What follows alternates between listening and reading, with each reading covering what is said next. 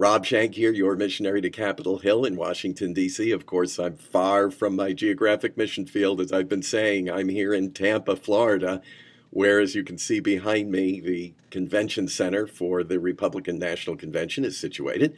And I'll be in there just in a few minutes, as a matter of fact. After leaving you, I'll go back over there where I was yesterday.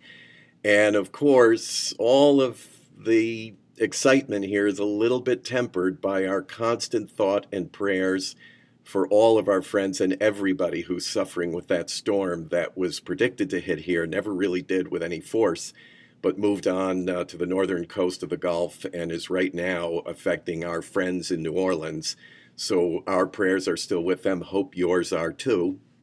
But here, it's getting a little more exciting with each day. And last night, Ann Romney spoke. That really generated a lot of excitement.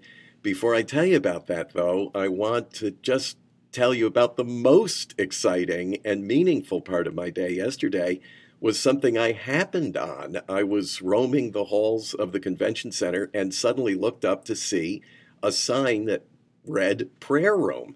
I didn't know there was a prayer room at the convention.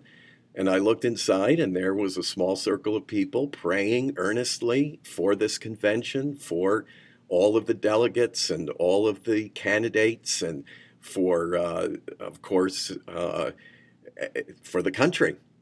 And I was so impressed. Of course, I joined them in prayer. I had an impulse to just simply join with them, and I did. It was a very refreshing time spiritually. And then I spoke with the woman who organized the effort, and she told me a wonderful story. I hope to get it on video today to share it with you. Beautiful testimony of her intrepid efforts to bring about this official prayer presence here at the convention. And it is officially sanctioned by the Republican National Committee and the convention organizers. Now, she told me a similar prayer room will be established in Charlotte next week at the Democratic National Convention. It's not an official part. She was a little disappointed with that. They weren't able to get official permission to be there, but they will be in an external venue. So there will be a prayer presence there. And it's absolutely nonpartisan, which is wonderful, the way all prayers should be. So today I plan to go back to the prayer room, spend a good amount of time with them, interceding again for this whole convention, all of its proceedings, everybody involved, particularly the two candidates, Mitt Romney and Paul Ryan, who, of course, have already been selected here as the nominees for president and vice president. And the perspective, if elected, Mitt Romney's wife, Ann, will be first lady. And she spoke last night, and man, she electrified the place. But what I observed about that, and I was glad to have the seat that I did because I could see Ann Romney behind the podium. You know, often when you're seated in front, you're looking upwards, and all you can see is this imposing podium and the speaker from the neck up. That wasn't the case here. I could see her as if she were standing on the stage without a podium, which is very nice because you can kind of read body language. And she was so comfortable there. She was herself. I have met Ann Romney a couple of times, just her apart from her husband, you know, meeting her alone, if you will. And I've met her now several times with Mitt Romney and seen them as a couple. And what you heard last night, and if you have not watched that speech, you really need to do it because it's very impressive.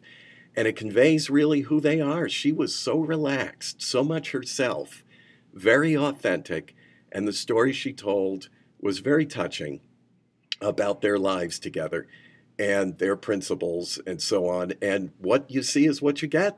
What I saw on the stage last night was what I have seen in meeting privately with them.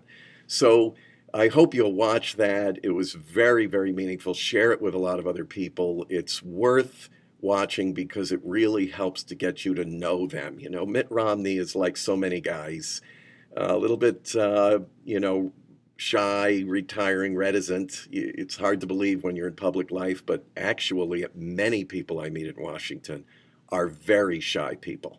And we don't have time to explore the psychology of that, but even being on a stage with thousands of people, you can still be, you know, a very reserved person. So that's what you see with Mitt, but what you see with Ann is who they really are by themselves. So it's worth watching.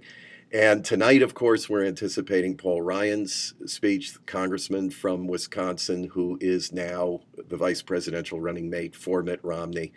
That should be very telling, and I'll be commenting about that tomorrow. But for now, I got to leave you and get back over across the street to that convention center so that I can get inside. And I'm going right for that prayer room.